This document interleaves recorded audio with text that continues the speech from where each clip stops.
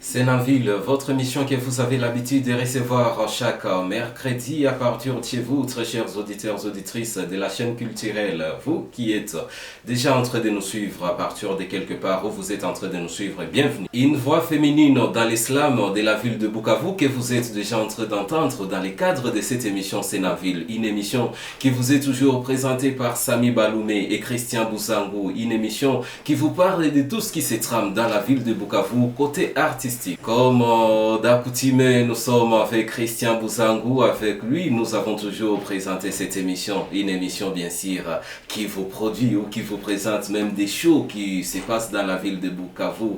Christian Boussangou, bonjour et bienvenue encore une fois dans cette émission. Bonjour à vous, Samy. Bonjour également, madame, messieurs. C'est pour nous une joie également de vous retrouver sur ce plateau de Oiseau FM, parler également culture, épiloguer également sur toutes ces questions qui se posent dans la cité. Aujourd'hui, avec une nouvelle thématique dans Sénanville. Et souvent, en décembre, la ville de Bukavu a toujours été en ébullition avec d'énormes activités qui se préparent, Christian. Et aujourd'hui, nous sommes en train de recevoir l'une de ces personnes qui sont, je peux le dire vraiment, permettez-moi les termes, à la ligne avec ces activités. Et comme nous avons toujours commencé cette émission, tout en présentant les portraits de notre invité, c'est dans ce sens-là que je reviens encore vers vous, Christian. Qui est cette personne que nous sommes en train de recevoir? La personne que nous recevons pour vous, madame, messieurs, c'est une étoile, c'est une référence, c'est un espoir également. Elle a donné goût, elle a donné passion, elle donne vie aux écrits et vous donne également envie d'écouter le slam, de savourer l'islam, de respirer et expirer si on peut le dire. L'islam, moi je l'ai découvert en 2018 lors de ce spectacle. Rapidement, je vous parle d'elle ou de qui il s'agit. Eh bien, très connue dans le public avec le nom artistique Patricia Kamoso. On s'est posé même la question, est-ce vraiment c'est une fille de Bukavu, Niwa, Panjou, la voilà culture, mais quand même, je vais vous dire que Mongoli Nalubona Patricia Kamoso, c'est bien son nom. Si vous ne le savez pas, madame, messieurs, donc une poétesse slameuse également, comédienne congolaise, elle est née à Bukavu. Donc, c'est une fille originaire de Bukavu, en République démocratique du Congo. Elle est passionnée d'écriture et de poésie depuis l'âge de 13 ans.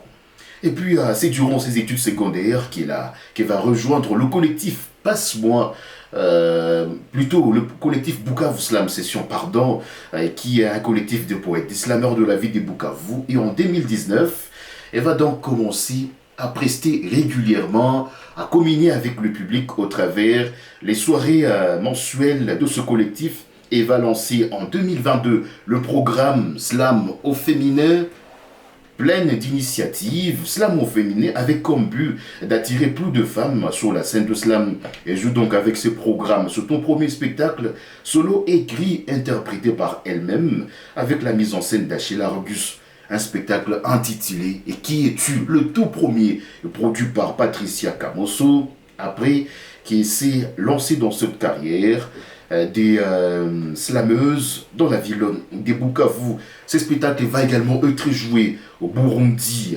Nous sommes donc dans la sous-région de Grand Lac. Et puis, elle devient aussi militante, où elle est jusqu'à présent, je pense, de droits de la femme et des hommes en particulier, en utilisant sa plume pour plaider en faveur de femmes et chercher à démontrer comment est-ce que le slam peut également contribuer à la paix. Et peu après, elle sera couronnée comme championne provinciale de slam poésie. Elle preste également dans plusieurs festivals de la sous-région de Grand Lac, dont le festival Amani à Goma, Zéro Polémique à Bukavu, Musika Nakipaji à Goma, Badili Kayou Festival à Bukavu, le festival Ngoma à Kisangani, Vuga Festival à Bujumbura, Fisco à Lubumbashi, etc. Et puis en 2023, toujours Patricia Kamoso, après plusieurs formations en jeu d'acteur et mise en scène, elle joue la pièce intitulée Cri de cœur du metteur en scène Magloire Bolunda. En 2024, il met en place un projet phare à travers son programme Slam de création sur la femme, dont il faut dire que le tout premier spectacle était intitulé Rupture. Elle a sorti plusieurs morceaux de slam, poésie sur sa page YouTube dans Comment on fait, et qui parle de violences sexuelles faites à la femme, et Terre-Mère qui parle à l'environnement, mais aussi du panafricanisme. Patricia Kamoso, à ce jour, elle est la coordonnatrice des Bukavu Slam Session UNASBL. Un portrait aussi riche. Patricia Kamoso est cet artiste que nous sommes en train de recevoir dans ces studios de Oizo FM. Très chers auditeurs, auditrices, je sais très bien qu'à partir de quelque part où vous êtes en train de nous suivre, vous vous demandez sur quelle thématique nous allons devoir recevoir cet artiste, bien sûr, parce que nous avons toujours ici nos artistes sur base des thématiques autour desquelles nous essayons de débattre ensemble, mais également de donner la lumière autour de certaines questions qui se posent au sein de notre société. C'est de même que dans la ville de Bukavu, des spectacles de slam dans les bars ne cessent d'avoir lieu ces derniers temps. La question se pose, est-ce qu'il s'agit du bradage de l'art au prix de la bière ou une autre attraction des autres ou d'un autre public dans la ville de Bukavu, bien sûr, avec les slams. C'est sous cette thématique que nous sommes en train de recevoir Patricia Kamoso dans ces studios de Oizo FM. Patricia Kamoso, bienvenue encore une fois. Merci Samy, merci pour l'invitation. On en parle ces derniers temps dans la ville de Bukavu, quelque chose d'inhabituel, des spectacles, des slams dans des bars ici chez nous dans la ville de Bukavu. Cette motivation est venue d'où, Patricia? Parce que vous faites partie de ces artistes qui se produisent également dans des bars. En effet, vous avez bien donné mon portrait. Et comme il est dit, je suis la coordonnatrice actuelle de Bukavu Slam Session, dit Passe-moi le mic. Et en fait, ces soirées dans les bars, dénommées le verbe du fond du verre, ce sont des soirées qui existent depuis près de 2020, je pense. On a commencé avec un bar qui était tout juste près de l'Institut français, c'était les Élysées, voilà. On a commencé avec les Élysées et après, c'était des soirées en fait qui, pour nous, étaient des challenges, d'abord pour nos propres slammeurs. L'idée en fait, c'était de quitter notre zone de confort et amener les slammeurs sur une autre scène qu'ils n'ont pas l'habitude de côtoyer. Et le deuxième objectif, c'était de ramener le slam vers des gens qui n'ont pas l'habitude de l'écouter. Comme pour réaliser notre grand objectif qui est de pérenniser le slam dans la ville et donc que ça soit partout et à tout le monde.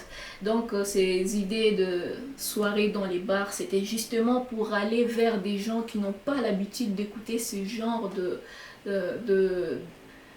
soirées, qui n'ont pas l'habitude de suivre du slam, qui ne connaissent même pas parfois le slam, des gens qui viennent que pour boire, qui ne s'occupent que de leur bière, et on veut leur faire découvrir cette nouvelle discipline artistique et pour enfin la pérenniser dans la ville, mais aussi challenger nos propres slammeurs dans le collectif afin de faire évoluer le niveau.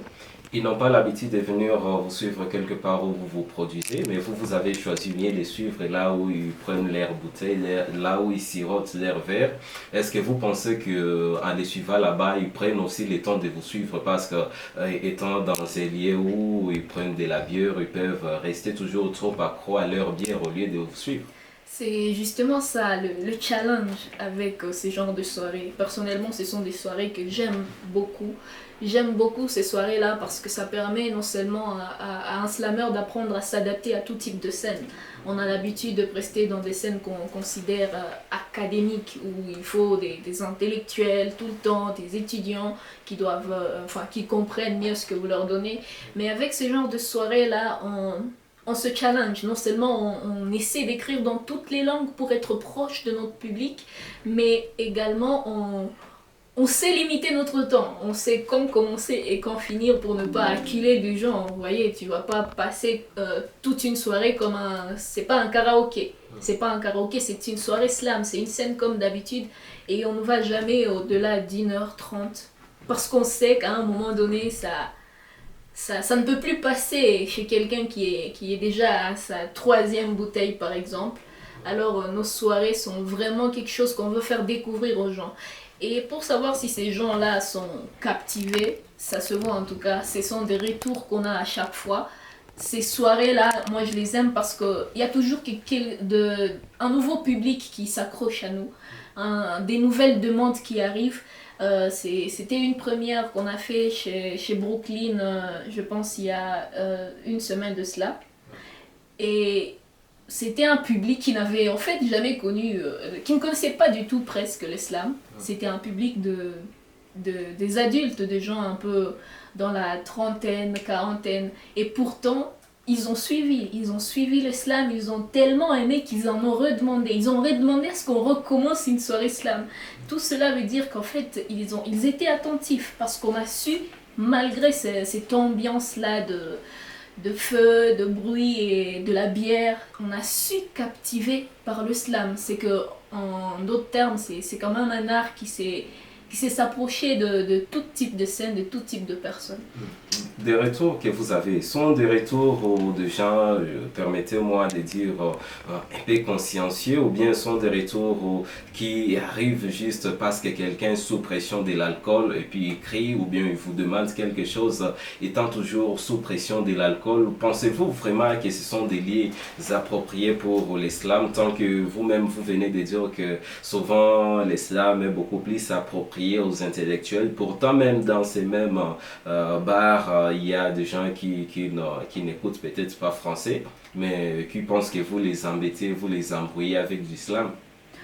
En tout cas, depuis que je vous ai dit qu'on a commencé ces soirées à peu près en 2020, et depuis que je reste dans ces soirées depuis 2020, je n'ai jamais eu de mauvais retours, si je peux dire ça. Mais à un moment donné, c'est devenu comme un, je sais pas, on a dû arrêter avec les Élysées Bars pour un petit problème avec ceux qui faisaient du karaoké.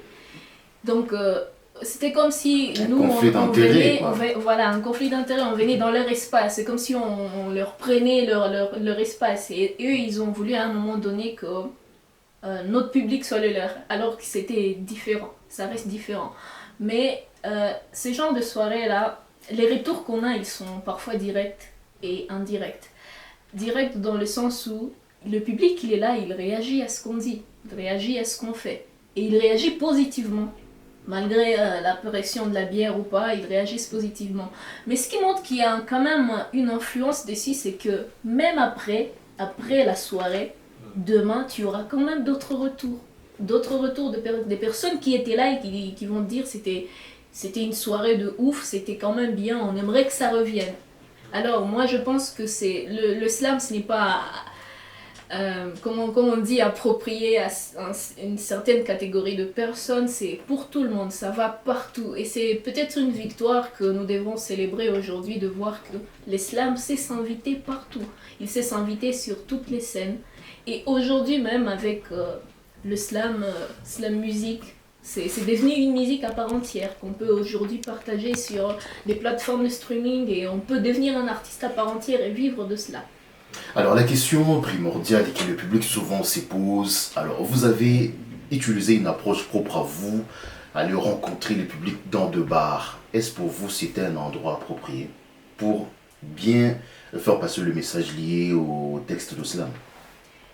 L'idée avec ces soirées, ce n'est pas tout à fait passer un message, je sais pas, concernant la paix ou quelque chose qu'on a l'habitude de faire dans des spectacles ou d'autres endroits, dans des centres culturels.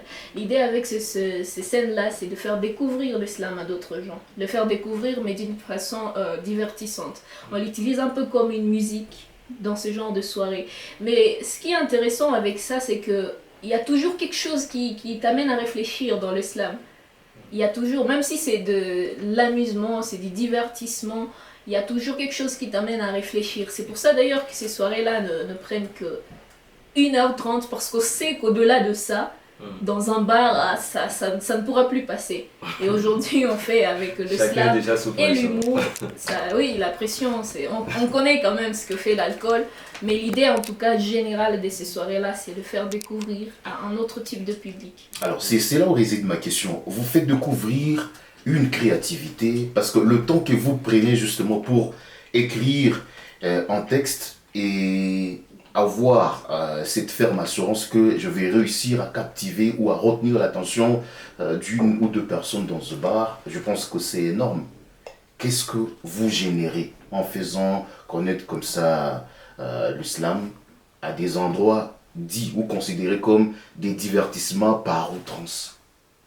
Ah, par outrance, c'est un peu exagéré. Mais bon, je comprends que ça reste toujours quelque chose qui pose de questions, de comment, du pourquoi. Mais personnellement, j'aime ces genres de soirées parce que c'est un challenge pour nous. Moi, déjà, j'ai écrit à peu près 3 ou 4 de mes textes à cause de ces soirées-là en bar. Mais ces textes-là... Au bar. Oui. L'idée, c'était au fait un texte que je vais prester au bar. Mais ces textes-là, aujourd'hui, j'arrive à les prester sur d'autres scènes. Et ça passe. Ce sont des textes qui portent de messages, mais qui quand même ont cette petite connotation-là d'humour qui permettent qu'on les fasse passer à ces genres de personnes-là.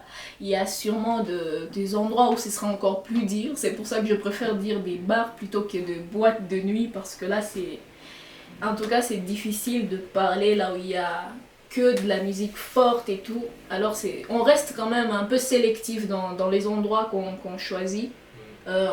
Les scènes, on ne va pas partout, quand même. On choisit certains endroits qui nous permettent un petit moment d'aération où c'est possible de parler aux gens et de les laisser après continuer avec leur soirée. Maintenant, ça reste quand même des soirées slam, mais ça reste quelque chose qui demande de la rémunération et évidemment, on en obtient. Vous générez à hauteur de vos attentes ou c'est encore ce contrat qu'on parle un contrat prosaïque? Non, je dirais que c'est un contrat maintenant professionnel. Avant, c'était comme ça. Avant, des contrats prosaïques. Oui, en tout cas, c'était pas ce qu'on voulait. Mais aujourd'hui, on a la possibilité de négocier le contrat avec le manager du bar et même le PDG ou le propriétaire. On négocie des termes de contrat bien fixes. Et on signe des contrats carrément. Ce sont des soirées bien produites et bien préparées. C'est une production à part entière qui quand même est rentable pour nous. Donc vous affirmez du haut de cette tribune que soirée Passe-moi le mic, organise Bukavu Slam Session, rémunère les artistes qui prestent à la hauteur du contrat que vous signez avec ces artistes. Oui, c'est entre nous. Moi, je peux pas tout dire ici, mais quand même... Quand on sait se convenir entre nous, comment on se rémunère et que ça passe, c'est acceptable. Alors c'est ok, oui, ça passe carrément. C'est plus la question, vous discutez sur le prix des bouteilles qui seront consommées ce jour-là? Non, pas exactement, pas tout à fait. C'est peut-être une clause qu'utilisent souvent ceux qui font du karaoké et tout, mais ça on peut aussi ajouter dans notre contrat, mais il y a quand même une clause qui nous protège à part ça. Parce que c'est à ce niveau-là qu'on voulait arriver, Christian, quand juste on essayait de parler du bradage de l'art au prix de la bière. Et nous savons très bien que dans la ville de Bukavu, moins ou bien peu sont ces gens qui soutiennent vraiment de l'art. Et quand des espaces pareils pensent aux artistes pour essayer de les rapporter un public, parce que c'est juste pour cette raison-là qu'ils veulent que vous produisiez chez vous, parce qu'ils savent très bien que quand une fois tel s'est produit chez moi, très facilement, ma maison aura aussi un nombre de plus sur la question clientèle. Et comme j'étais en train de le dire, dans ces espaces de ce genre ici chez nous à Bukavu, ils ont toujours souhaité discuter ce genre de marché en fonction des entrées de ces jours-là. C'est-à-dire que vous avez presté ici, nous avons fait entrer ceci dans notre caisse et c'est à ces points-là qu'on va calculer ce que vous allez avoir aussi comme artiste. Ne pensez-vous pas que procéder comme ça, c'est brader votre art au prix de la bière, de sorte que vous prestez seulement pour que les gens viennent consommer de l'alcool quelque part, afin que vous ayez aussi quelque chose de retour sur ce que vous avez fait entrer? C'est dit comme ça, oui, on pourrait dire que c'est bradé de l'art. Mais personnellement, moi je vois ça comme un autre business. Un autre business où dans le sens, si toi tu es un artiste et que tu acceptes ce genre de contrat-là, tu sais pourquoi tu le fais. Mais nous par contre, on a des clauses qui nous protègent. On a des clauses à part parce que ça c'est une partie dans ce qu'on fait que enfin, la maison doit faire entrer. On a pu faire entrer dans la maison un tel montant. Sur le montant, il y a un tel pourcentage pour nous. Mais quand on voit bien, ces pourcentages-là n'est pas à la hauteur de ce que devrait recevoir un artiste. Alors, il faut quelque chose qui protège l'artiste. Et c'est justement ça le genre de contrat que nous signons. Nous ne signons pas de contrat que sur les bouteilles ou les genres de personnes qui vont commander. Nous signons des contrats en fonction aussi de ce que doit être rémunéré l'artiste en tant que lui-même. Pour avoir fait une scène, c'est une scène normale. Il doit aussi être rémunéré. Parce que nous parlons beaucoup plus art dans cette émission, est-ce que vous vous êtes un jour rendu compte qu'à partir du lieu où vous êtes parti vous produire dans un bar par exemple, que vous y avez aussi réussi à soutirer certains spectateurs ou bien certains fans qui peuvent vous suivre quelque part, venir vous suivre quelque part où vous vous produisez dans un autre milieu bien sûr, qui n'est pas le bar qui vous a réussi? Tout à fait. Tout à fait. En tout cas, je pense que tous qui vont dans des bars n'y vont pas uniquement pour boire. Il y a tellement d'autres choses qui se font là, mais pour ce genre de scène-là, c'est une expérience, je dirais. Depuis 2020, il y a des gens qui m'ont découvert dans des bars, exactement. Qui m'ont découvert durant ces scènes-là et qui aujourd'hui sont des vrais fans qui arrivent dans d'autres scènes que nous faisons. Mais quand vous faites ce genre de prestations là-bas, c'est que, peut-on parler des prestations, des prestations dignes d'éveil de conscience ou bien des prestations juste taillées sur mesure parce que il faut seulement parler des affaires, des affaires des bars là-bas, permettez-moi, des affaires du bar là-bas, parce que je me demande, est-ce que c'est lui qui vient avec un slam du genre appelant les femmes à respecter ou appelant les hommes à respecter les droits, je dirais, de rester non violents envers leurs femmes. Là-dedans, j'ai comme impression que ça ne marche pas, ça ne peut pas marcher, mais si c'est question de draguer, consommons assez d'alcool, ou bien faire d'autres choses, c'est ce qui marche là-bas. Parce que j'ai comme impression que là, il faut tailler des textes sur mesure. Il y a certains textes, certains vers que vous ne pouvez pas utiliser là-bas. Est-ce qu'il y a la censure? Pas vraiment, non. Il n'y a pas de censure. Mais pourquoi je dis que c'est un challenge pour les slammeurs, le fait de quitter sa zone de confort? Ce n'est pas nécessairement laisser les sujets dont tu parles d'habitude, mais c'est prendre ces sujets-là et de trouver une autre manière de les dire. Par exemple, moi, j'ai déjà parlé de le texte Un verre de trop. Le texte en soi, ça donne l'idée de boire et tout, mais le fond du texte, quand tu l'écoutes, c'est quelque chose qui va dans l'idée de conscientiser, mais dans un autre cadre où la personne qui est devant toi le recevra plus facilement. C'est au fait ça le grand challenge. Tu peux prendre les mêmes sujets sur la femme, sur la paix, sur les hommes, et le dire d'une autre façon. C'est juste une façon de challenger ta créativité de telle sorte que tu saches faire écouter aux gens des choses qu'ils n'ont pas l'habitude d'écouter. C'est au fait ça, il n'y a pas de censure dans les bars, il y a des gens qui viennent, enfin des slammers qui viennent et qui prestent leurs textes sur la révolution, la paix, tout ce qui va avec, mais c'est seulement la façon dont on le fait. Les bars sont vraiment des espaces chrétiens que nous connaissons très bien. Quelqu'un qui est là-dedans, oui, pour les divertissements, pour des rendez-vous. Oui, et quelqu'un qui est là-dedans, à force d'avoir pris 3-4 verres et plus, il peut se retrouver dans une autre situation.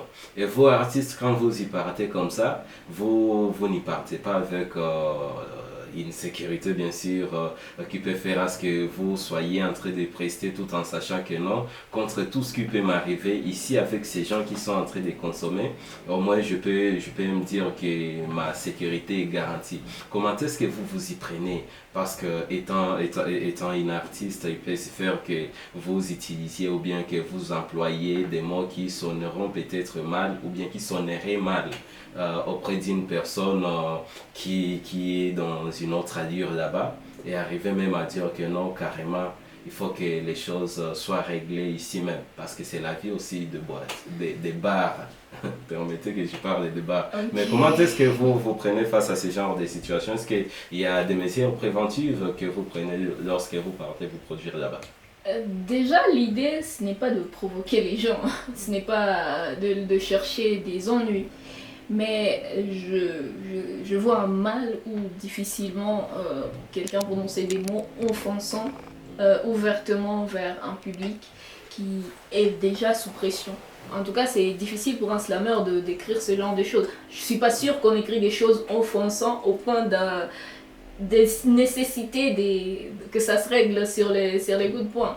Mais pour ce qui est de la sécurité... Il peut s'agir de mots non offensants, mais celui qui est en train de vous entendre, parce qu'il est déjà sous pression, vous savez au moins les allures de certaines personnes, bien sûr, qui sont déjà ivres.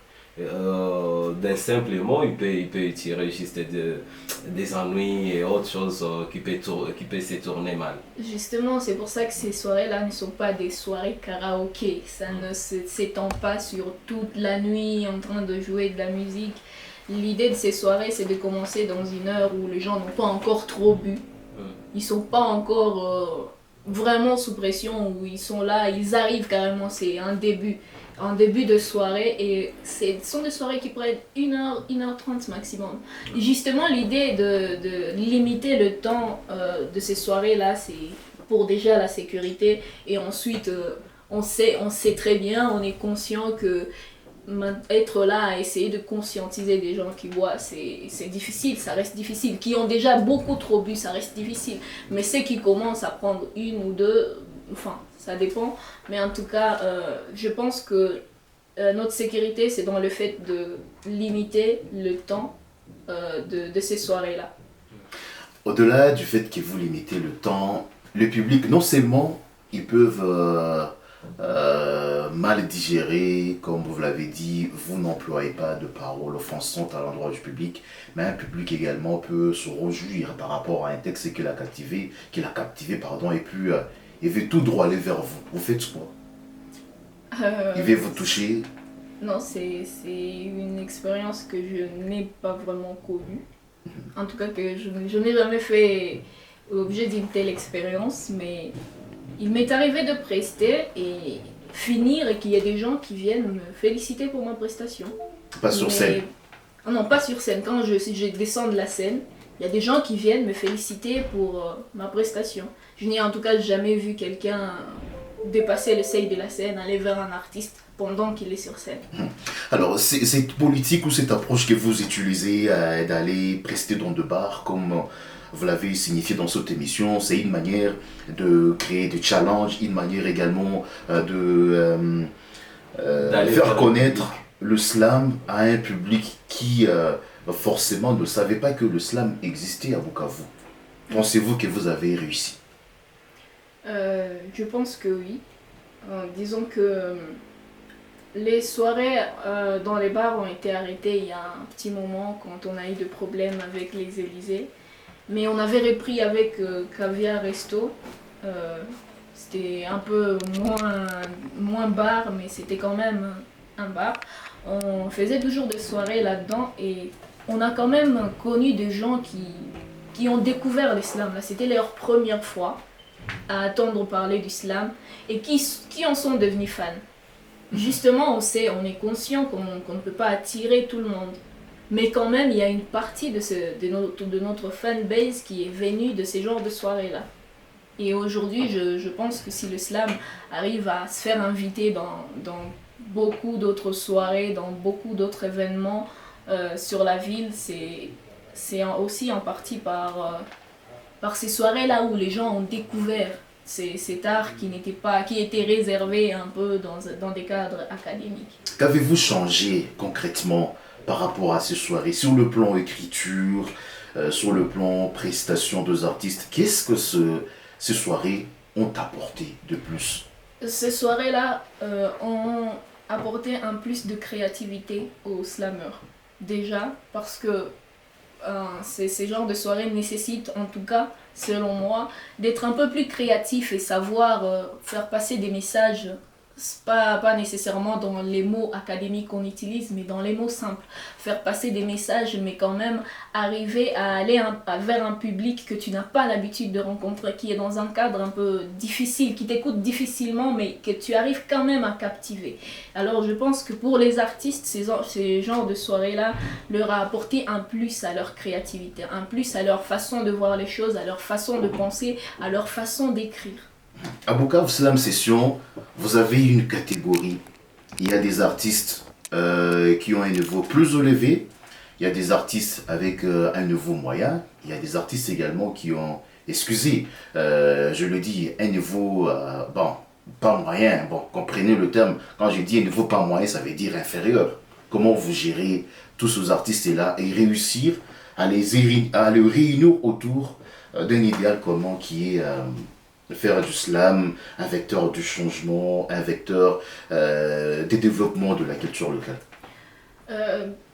Je vais vous donner une petite expérience. Quand je suis entrée dans Passe-moi le mic pour la première fois, j'étais très petite, j'étais, je sais pas, en quatrième secondaire, cinquième, j'avais peut-être 17 ans à tout casser. Et j'étais la plus petite dans le groupe. J'étais presque la seule fille. Il y avait des filles qui venaient, mais qui se sentaient un peu, je sais pas si c'est oppressé, mais qui se sentaient intimidées et qui ne revenaient pas. Et cette expérience-là m'a montré en fait que ça dépend en fait de l'artiste en question. Ça dépend de toi, de ce que tu veux, de ce que tu cherches. C'est vrai que j'y ai été, j'étais la plus petite, peut-être la moins expérimentée. J'y ai rencontré des grands qui étaient déjà à un niveau très élevé. Il y avait le Juif, il y avait Victor Safari, il y avait les Manfoul, les Mérou, Achille, Pardieu, BR. Il y avait tellement de grands qui, quand ils faisaient leur slam, tu sentais quand même qu'il y avait du niveau là-dedans. Vous n'êtes pas au même niveau. C'est là intimider certains et ils ne revenaient pas. Par contre, moi, c'était genre le coup de pouce qui me disait il faut que tu arrives à ce niveau-là. Et le fait de les voir tous les jours prester, c'est là que je plaçais ma barre à moi. Je me disais qu'il faut que j'arrive à ce niveau-là. Ce qu'il y a dans Passe-moi le mic, c'est qu'on ne refuse personne. On ne refuse l'accès à personne. Tant que tu peux écrire, viens, on est prêt à t'accueillir. Moi, j'y ai été et j'ai vu des slameuses qui sont venues ne sachant même pas comment écrire ou comment rendre leur texte. Mais aujourd'hui, elles font des grandes scènes. Aujourd'hui, elles évoluent. Moi, je pense que ces différences de niveau-là, c'est au fait juste le début et l'évolution de certains. On a tous commencé, on ne peut pas tous être au même niveau au même moment. On arrive quand même à créer de petits challenges dans le groupe. On fait des ateliers, des formations, on fait de résidences, de création, où on apprend à ceux qui sont nouveaux à écrire, à comment faire la scène et prester. Et c'est là, ça nous aide à booster aussi leur niveau. Mais il y a quand même, c'est vrai qu'il y a quand même certains noms qui restent grands dans le slam, on doit l'accepter. Et l'idée avec ces grands noms, au fait, c'est de donner un petit tremplin pour ces petits noms-là, pour ceux qui sont encore un peu au bas niveau.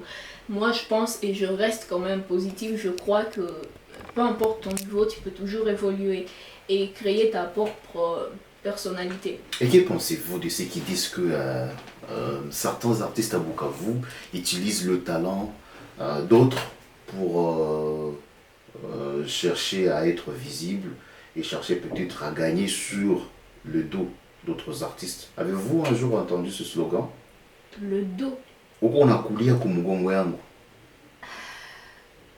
Je ne sais pas si je peux le dire que c'est vraiment quelque chose de mauvais en soi, mais je pense que quand on est nouveau dans un domaine, c'est normal qu'on soit un peu comme si on était derrière accepter va couler Kumugongo. Je sais pas, tu vois, moi je dis que quand tu es comme un leader dans un groupe, il faut que les autres te passent dessus, quoi. Bah, couler, hein, quoi. C'est un peu comme si toi, tu portais l'image du groupe et que ceux qui sont derrière toi, ils attrapent des choses à travers toi. C'est un peu... Moi, je sais pas, je trouve pas ça mauvais en soi parce que, je sais pas, peut-être que je suis trop confiante ou j'ai confiance à mes capacités et tout. Je me sens pas menacée non plus, mais si de plus petits que moi peuvent attraper quelque chose à travers moi, tant mieux. Auditeurs, auditrices de Oizo FM, vous êtes en train de suivre l'émission C'est dans ville, cette émission qui est en train de recevoir Patricia Camosso autour de ces thématiques où l'islam est en train de se produire ces derniers temps, beaucoup plus, je ne vais pas plutôt dire beaucoup plus, mais ces derniers temps dans des bars, question de savoir s'il s'agit du bradage de l'art au prix de la bière ou bien si c'est une autre façon d'attirer les gens vers l'islam, c'est juste de ça que nous sommes en train de parler dans cette émission C'est la ville qui est en train de recevoir Patricia Camosso. Vous êtes en train de nous suivre via la 101.5 MHz, également via les www.oizoafrica.org partout où vous êtes. Retenez donc, c'est une émission comme d'habitude qui vous est toujours présentée par Sami Baloumé et Christian Bouzango qui sont toujours et encore là en train de vous présenter cette émission. Mais comme nous sommes en train d'aller peu à peu vers la fin de cette émission, Patricia Camosso, beaucoup plus comme nous parlons de la question d'islam dans les bars ici chez nous à Bukavu, et quelque part quand nous parcourions cette thématique, nous sommes revenus sur le fait que dans des bars, c'est pas tout le monde qui entend français, c'est pas tout le monde qui comprend français. Est-ce que vous ne pensez pas, comme vous êtes en train de dire, que c'est une autre façon d'aller vers les gens afin de les attirer vers l'islam? Est-ce que vous ne pensez pas qu'il faudrait également intégrer, je voulais bien dire, intégrer les Swahili dans vos différentes prestations? Parce que l'islam à Bukavu, c'est beaucoup plus.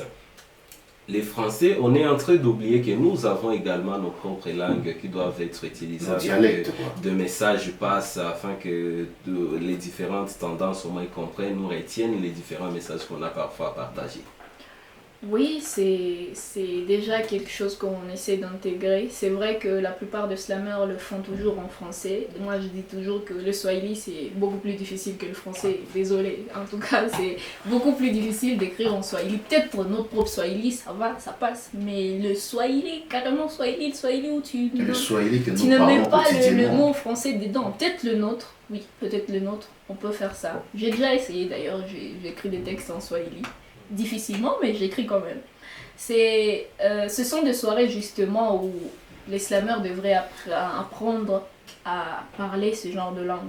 Mais je pense quand même que dans la ville de Bukavu, la plupart comprennent français. Pas tout, pas nécessairement tout, mais quand même, les gens entendent. Ils comprennent ce que tu voulais dire ou ce que tu voulais exprimer. C'est aussi ça le truc avec les soirées dans les bars. On laisse cette connotation un peu lyrique, académique, difficile d'islam, et on essaie de le rendre limpide, clair, facile à comprendre. Ce genre de langage un peu terre à terre, où les gens, tout le monde peut quand même te comprendre. Mais en pleine prestation, parce qu'il y a une expression qui se dit à Bukavu. En pleine prestation, vous avez peut-être entendu quelqu'un dire que les Français n'achètent pas de la bière. Moi, ça m'a déjà payé. Parce que si chez nous, on le dit en Swahili, pour nani français hayuse pombe. On le dit souvent. Mais sur un lieu où on vend de la bière, vous y amenez les Français. C'est pour cette raison-là, en fait, que j'ai essayé de poser cette question, de savoir si vous ne pensez pas sur l'intégration du Swahili dans vos prestations à ces lieux-là, afin juste d'essayer de ne pas attiser ce genre d'expression pour certains qui en ont déjà pris assez, et afin que juste quand les Swahili aussi interviennent, celui qui est trop accro au Swahili parvienne quand même à se sentir aussi à l'aise, contrairement à ceux qui peuvent un jour vous dire, ou bien à ceux qui vous ont un jour dit que français hayuze pombe. Kwa ile nasema hivi, mtu akikwambia ujui, mwambie kama hujajaribu. C'est en fait, pour ça, je remercie Achille qui le fait toujours bien en Swahili. Nous avions Ben Ekrevis qui le faisait aussi bien en Swahili. Il y a même la petite Aimée qui fait maintenant bien en Swahili. En tout cas, il y a des gens, des slameurs qui le font en Swahili. Oui, c'est une chose à intégrer.